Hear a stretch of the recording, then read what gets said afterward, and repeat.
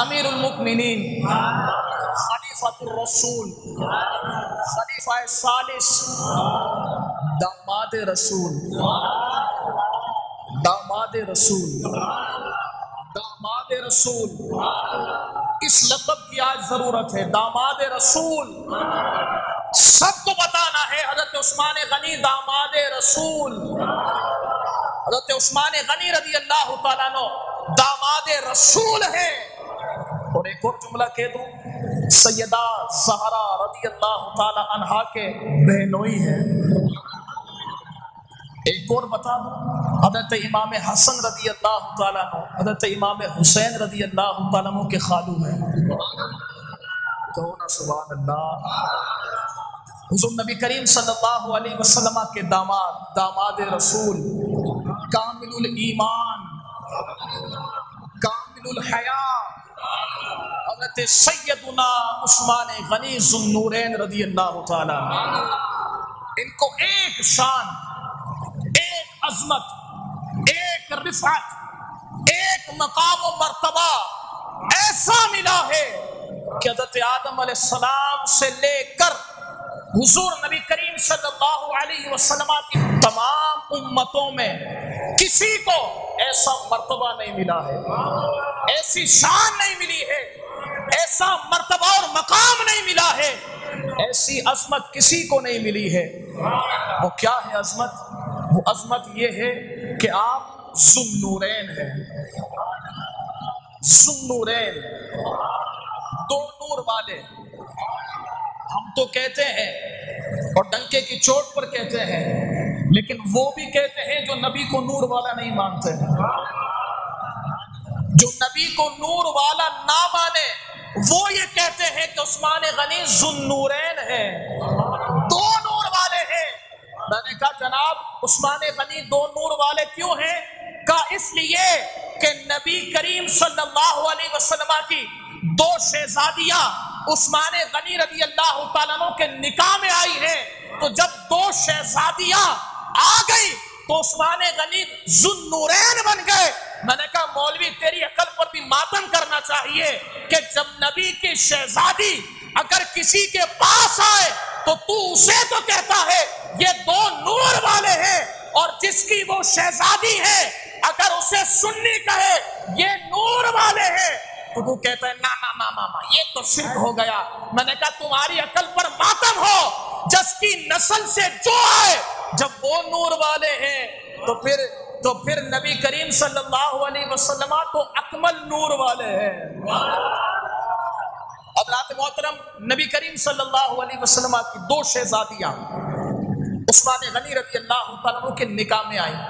سب سے پہلی شہزادی حضرت سیدتنا رقیہ رضی اللہ تعالیٰ عنہ۔ جب نکاح ہوا، شادی ہو گئی، شادی کے بعد کا واقعہ ہے کہ نبی کریم صلی اللہ علیہ وسلم نے حضرت اسامہ بن زید رضی اللہ تعالیٰ عنہ جو نابالغ تھے، چھوٹی عمر تھی، نبی کریم صلی اللہ علیہ وسلم نے گوشت کا پیالہ لیا اور حضرت اسامہ بن زید کو دیا اور دے کر فرمایا جاؤ ذرا عثمان کے گھر پر دے کر آ جاؤ، میری بیٹی رقیہ کو دے کر آ جاؤ۔ توجہ سے سنیے گا، میری بیٹی رقیہ کو دے کر آ جاؤ۔ اب حضرت اسامہ بن زید رضی اللہ تعالیٰ عنہ وہ گوشت کا پیالہ لے کر جاتے ہیں، جیسے ہی گھر میں داخل ہوتے ہیں تو اس وقت یہ دیکھتے ہیں کہ ایک چرپائی نما کوئی چیز ہے جس پر عثمان غنی بھی تشریف فرما ہے، سیدہ رقیہ بھی تشریف فرما ہے، دونوں تشریف فرما ہے۔ حضرت اسامہ بن زید کہتے ہیں کہ میں دیکھتا رہ گیا، میری نظر ہٹ نہیں رہی تھی، میں دیکھتا رہ گیا، میں دیکھتا رہ گیا، جس کام سے آیا تھا وہ کام بھول گیا تھا۔ یعنی وہ چہرے ایسے چمک رہے تھے، ایسے منور تھے، ایسے نورانی تھے کہ میں دیکھتا ہی رہ گیا تھا، دیکھتا ہی رہ گیا تھا۔ روایت میں آتا ہے حضرت اسامہ بن زید رضی اللہ تعالیٰ عنہ جب وہ گوشت کا پیالہ دے کر حضور نبی کریم صلی اللہ علیہ وسلم کی بارگاہ میں پہنچے اور نبی کریم صلی اللہ علیہ وسلم کی بارگاہ میں پہنچ کر جیسے ہی عرض کی کہ حضور جو آپ نے کام ارشاد فرمایا تھا وہ کر کے آ گیا ہوں۔ حضور نے فرمایا کیا کر کے آئے ہو؟ کہا حضور آپ نے کہا تھا نا کہ رقیہ کو گوشت کا پیالہ دینا ہے، میں دے کر آ گیا ہوں۔ کہا کچھ دیکھ کر بھی آئے ہو؟ دیکھ کر تو آ گئے ہو، کچھ دیکھ کر بھی آئے ہو؟ کچھ دیکھ کر بھی آئے ہو؟ حضرت اسامہ بن زید کہتے ہیں حضور جو میں دیکھ کر آیا ہوں بیان نہیں کر سکتا ہوں۔ حضور نے فرمایا کیا دیکھ کر آئے ہو؟ کہا حضور میں یہ دیکھ کر آیا ہوں کہ ایسا جوڑا ہے کہ میں نے نہ اس سے پہلے کبھی دیکھا ہے، اور میرا ایمان ہے نہ بعد کوئی اور ایسا جوڑا ہوگا۔ حضور نبی کریم صلی اللہ علیہ وسلم نے مسکرا کر فرمایا اے اسامہ تم صحیح کہتے ہو کہ اللہ رب العزت نے عثمان غنی اور سیدہ رقیہ کا جوڑا ایسا بنایا ہے، نہ اس سے پہلے کسی کا ایسا جوڑا تھا، نہ اس کے بعد کسی کا ایسا جوڑا بنے گا۔ حضرات محترم، جب سیدہ رقیہ رضی اللہ تعالیٰ عنہ کا انتقال ہوا 2 ہجری میں، جب غزوہ بدر چل رہا تھا، جب بدر کی جنگ چل رہی تھی، اس وقت سیدہ رقیہ رضی اللہ تعالیٰ عنہ کا انتقال ہوا، وصال ہوا۔ اب جب انتقال ہو گیا تو عثمان غنی رضی اللہ تعالیٰ عنہ بہت زیادہ رو رہے تھے، بہت زیادہ رو رہے تھے، اتنا گریہ وزاری کر رہے تھے۔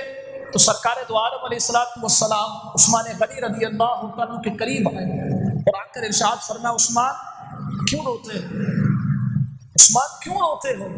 عرض کی حضور آپ سے میرا ایک رشتہ تھا، میں آپ کا داماد تھا، حضور اب وہ رشتہ نہیں رہا ہے، بس اسی لیے میں رو رہا ہوں۔ حضور نبی کریم صلی اللہ علیہ وسلم نے فرمایا عثمان رو نہیں، ابھی جبرائیل میرے پاس آئے ہیں، سبحان اللہ، ابھی جبرائیل میرے پاس آئے ہیں اور جبرائیل رب کا حکم لے کر آئے ہیں، اور حکم یہ ہے کہ رب فرما رہا ہے اے میرے محبوب، اے میرے پیارے نبی، تیری جو دوسری بیٹی ہے ام کلثوم، اس کا نکاح بھی عثمان کے ساتھ کر دے۔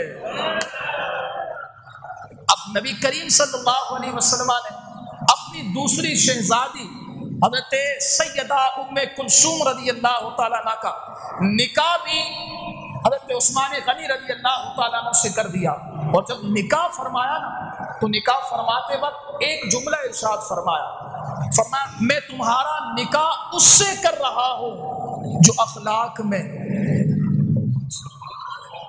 جو صورت میں، جو سیرت میں تمہارے نبی کے مشابہ ہے۔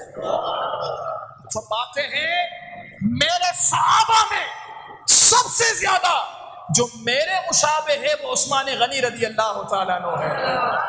اب جب دونوں کا نکاح ہوا اور جب سیدہ ام کلثوم رضی اللہ تعالیٰ عنہ کا بھی وصال ہو گیا، انتقال ہو گیا، تو عثمان غنی رضی اللہ تعالیٰ عنہ پھر رو رہے تھے، بہت زیادہ رو رہے تھے، اور رونے کی وجہ یہی تھی کہ جو دامادی کا رشتہ تھا وہ ختم ہو گیا۔ میں یہاں پر ایک جملہ نہ کہہ دوں کہ کچھ ایسے لوگ ہیں جو ایمان عثمان غنی پر شک کرتے ہیں، استغفر اللہ، جو عثمان غنی رضی اللہ تعالیٰ عنہ کے ایمان پر شک کرتے ہیں، جو ان کے خلاف بکواس کرتے ہیں۔ میں صرف ایک سوال کرتا ہوں، ہم اگر اپنی بیٹی کا کسی سے نکاح کریں، اس کی پوری جانچ پڑتال نکالتے ہیں، جیسا ہم اس کے بارے میں سوچتے ہیں، جیسی معلومات ہم نکالتے ہیں، ممکن نہیں ہے کہ ویسا ہی بندہ نکلے جیسی معلومات ہمیں ملی ہے، کیونکہ ہماری معلومات ہماری عقل فہم کے مطابق ہے، ہماری کوشش ہماری صحیح کے مطابق ہے، لیکن نبی تو وہ ہے نا جو دل کے حالات کو بھی جانتا ہے۔ نبی تو کہتے ہی اسے ہیں جو غیب کی خبروں کو جانتا ہے۔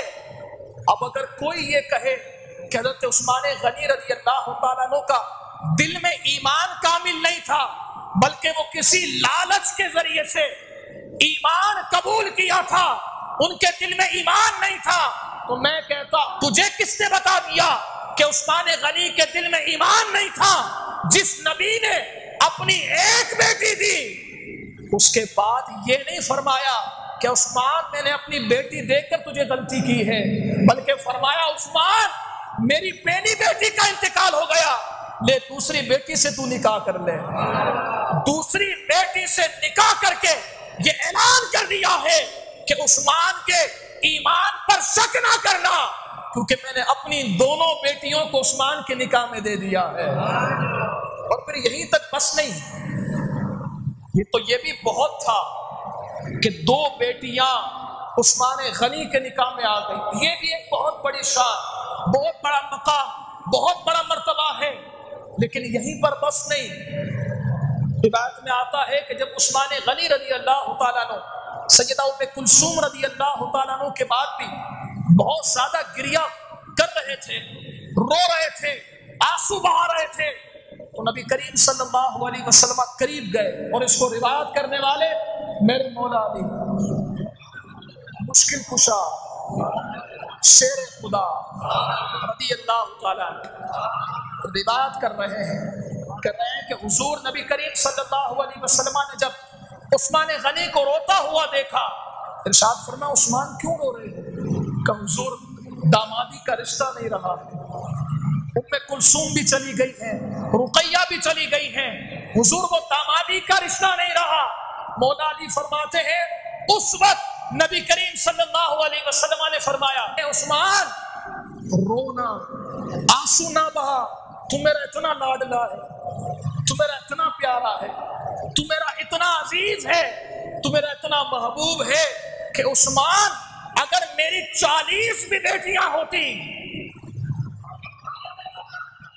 1 2 نہیں، فرمایا 40 بھی بیٹیاں ہوتی، عثمان یکے بعد دیگر ہے میں سب کا نکاح تجھ سے کروا دیتا۔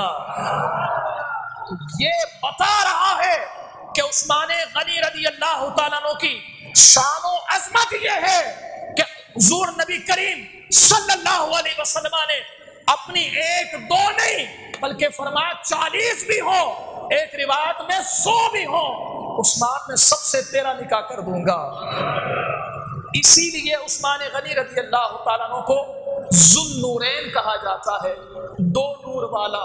اور یہ عثمان غنی رضی اللہ تعالیٰ عنہ کی ایسی شان ہے، ایسا مرتبہ ہے، ایسا مقام ہے کہ اس مرتبے اور مقام میں عثمان غنی رضی اللہ تعالیٰ عنہ کا ہم پلہ کوئی نہیں ہے۔ عثمان غنی وہ ہے کسی کی نہیں بلکہ اللہ کے محبوب کی، اللہ کے پیارے نبی کی، آخری نبی کی۔